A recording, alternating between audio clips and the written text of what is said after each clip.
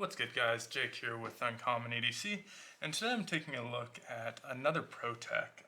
If you follow the channel, you'll know a few weeks ago I picked up the the Protech Rent 5 from California Knives Expo, and it's just a super snappy textured aluminum blue automatic knife with a sub 2-inch blade, which is really important because I live in LA, which has really strict knife laws, and so I don't have any other automatic knives, which is kind of why I bought this one.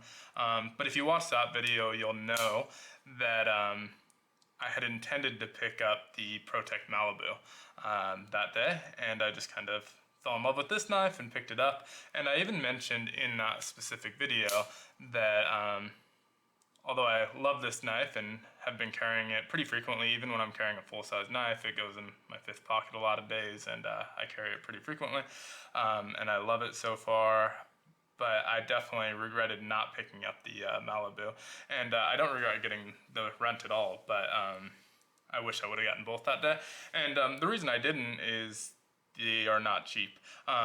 Combined, it would have been over $400. I believe the Protech Rent 5 is $150, and the Malibu is $260. So I kind of was on the fence. Even that day, I was considering getting both, and I said, you know what, maybe I'll wait on the Malibu.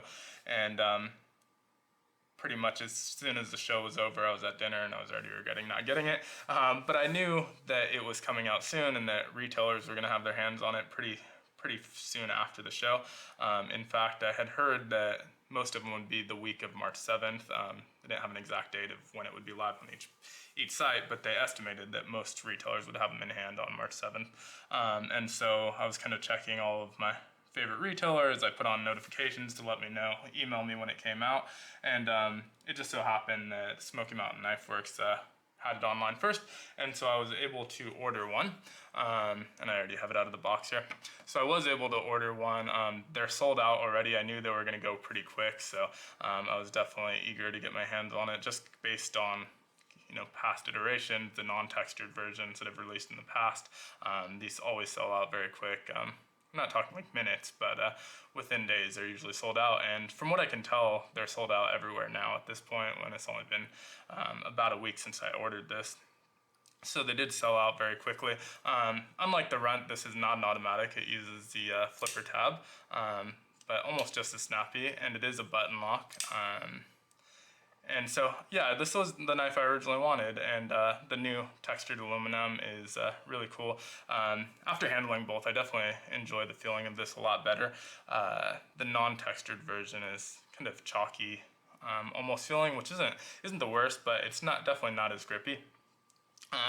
But the first thing that stood out to me when I handled it at the show, and then again when mine arrived, was just how kind of beautiful the knife is, and not in the normal conventional sense. Usually when we talk about beautiful knives, we're looking at something like this, which is the Spyderco Para 2 in a copper shipwreck. This was a Smoky Mountain Knife Works customization, and just a kind of gorgeous looking patterning on there, and it's very flashy. Even someone who's not into knives would look at that and probably describe it as a beautiful knife. Another one is the QSP Penguin in the Moku tie. I did a video on this recently. And again, it's just got that beautiful patterning on it, very vibrant colors, and that purple anodized titanium.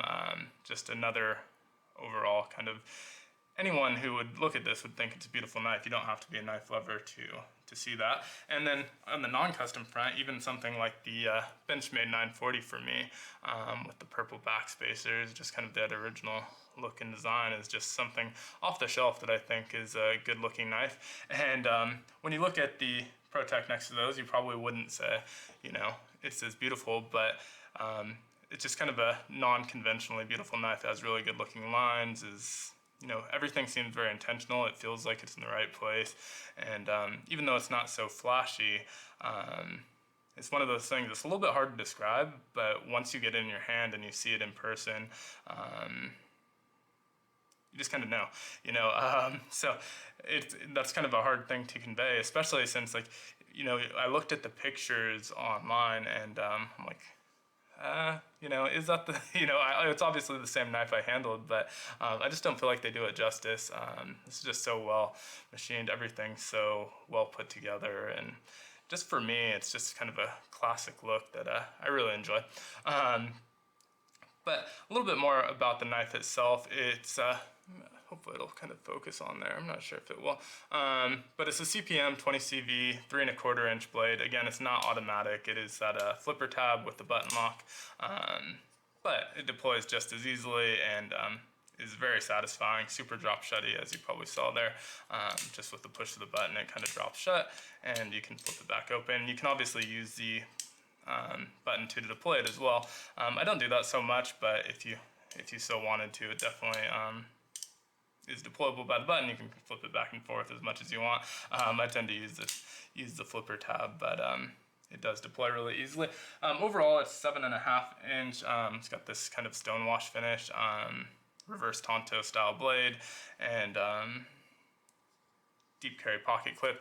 One thing about it is that it is not reversible, so if you flip it over to the other side, there's no way to mount this for left-handers, which is obviously unfortunate since it's such a kind of ambidextrous knife. It's very left-hand friendly aside from the pocket clip.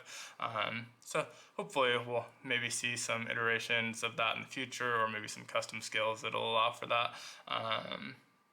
But as it comes out of the box, it's not reversible, which is super disappointing. But I understand kind of why they did it. Such a clean, as I mentioned, there's kind of a clean look on this presentation side. There's no logos, no extra parts, no extra spaces to put the pocket clip, and so it definitely looks a lot better as you're looking at it. But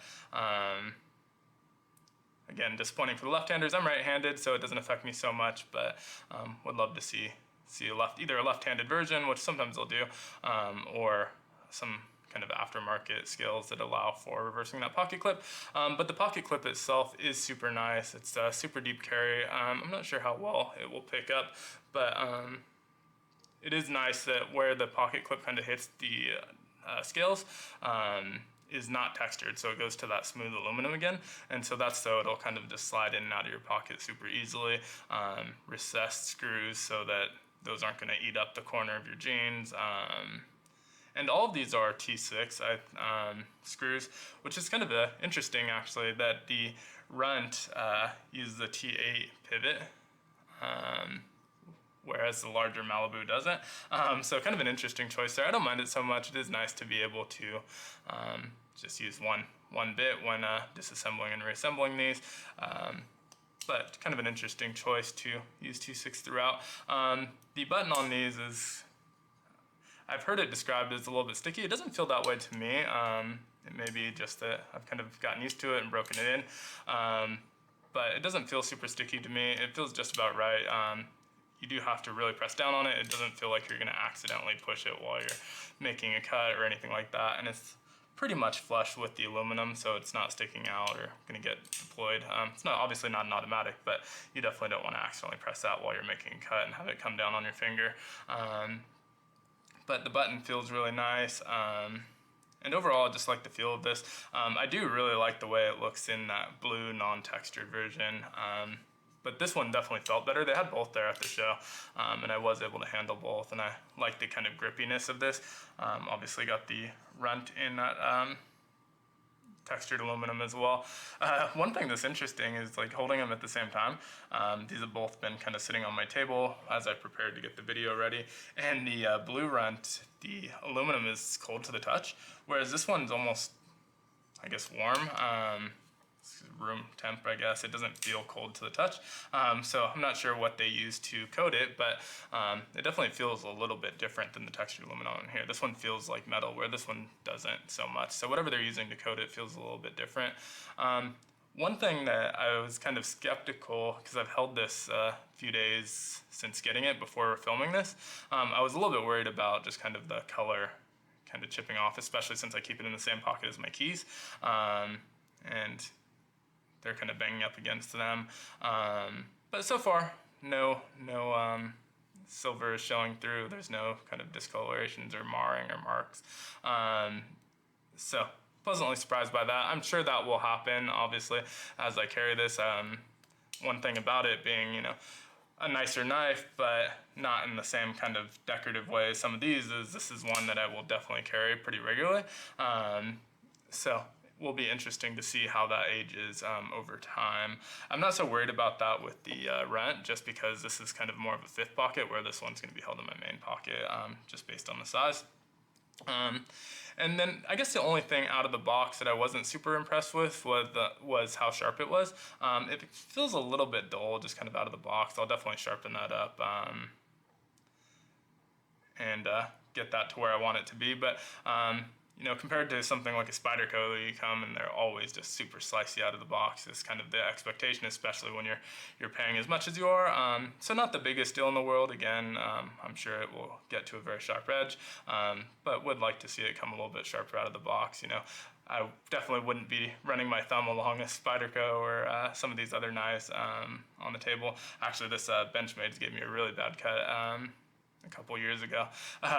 So definitely wouldn't be doing that with some of the other knives, but pretty confident that I can run my thumb across this and not even break the skin. So definitely would like to see a little bit sharper cut out of or sharper edge out of the box, but otherwise just kind of a perfect knife for me so far.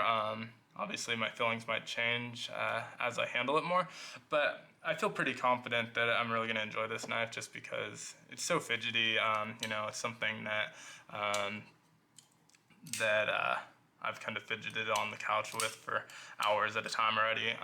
That is one thing with the button, is that if you hold it too long, I have a hard time even doing it. You'll probably saw it there. If you hold it too long, it is going to bounce back up. So you kind of get the timing down as you use it, but if you let go at the wrong time, you might catch it on the bounce, and then it's right here. So when you hit the flipper tab, it's not gonna fly open. Obviously, you don't have that detent. So it's not going to fly open, but you do get the timing down, so that doesn't happen super often, and you get it down pretty quick in my experience. So again, really enjoying this knife, excited to check it out further. I may or may not do a full review on it down the line. Again, this is kind of initial impression, but I have carried it. I haven't used it for anything heavier than, you know, opening packages and that sort of thing, cutting thread, so it hasn't been through any hard use, and I haven't even sharpened it yet. Like I said, these both kind of came with a less sharp blade. The Rent's a little bit better, definitely sharper out of the box, but definitely want to sharpen those up and kind of get a better edge on them. But otherwise, I feel like this is kind of a perfect knife for me. It's not too big. Really enjoy this reverse Tanto blade. I think there's other versions where you can get a Warncliffe on here, but enjoy the blade. It feels really good in the hand, no hot spots, and again, just kind of super fidgety and fun to play around with. So yeah, it's sold out everywhere.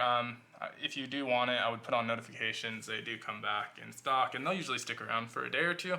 But outside of that, they've historically sold out pretty quickly. So if you see one available, definitely grab onto that. Turn on the notifications on the kind of major retailers that may have them. And then the other option, which again, I had the opportunity to get this about a week before it hit retailers because they were at Cal Knives Expo. Protech is all American made. It's made pretty much in my backyard. In fact, their factory is in my hometown where I went to school, and not too far from me. So if you go to shows that they're at, they'll usually have kind of a full selection, even though they're sold out at retailers. At the show they had both the textured and the non-textured, which obviously you can't really get anywhere, as well as some of their customs. And on their website, you'll see they have some amazing customs. They get pretty expensive. But the standard ones, I think, are kind of in that price point that you'd expect with the materials that they're using, U.S.-made company, and a little bit on the pricey side, but nothing more than really anything else on the table right now. These are all kind of in that $150 to $250 range, so not too crazy. Definitely pricier if you're on a budget, but still within reason, I feel like. So super happy with this. Let me know what you think if you have any Protechs. I went from having none last month to having two in a very short time here, and definitely becoming one of my favorite brands just handling these two. It's always been something I've kind of admired from afar, especially because I can't really own automatic knives outside of sub 2-inch blades, so they haven't really been on my radar, even though they're in my backyard. But now that I've had a chance to handle both these two, when there's opportunities where there's automatics with that sub 2-inch blade, or if they have some other manuals, I'll definitely pick those up. I really enjoyed both of these so far. But if you have the Protech or either of these two models specifically, let me know what you think. And if not, would you consider getting one? But yeah, thanks so much for watching. Be sure to like, comment, and subscribe. As I always say, it helps the channel a lot just with the engagement and kind of working the YouTube algorithm. But yeah, thanks again for watching and have a great one.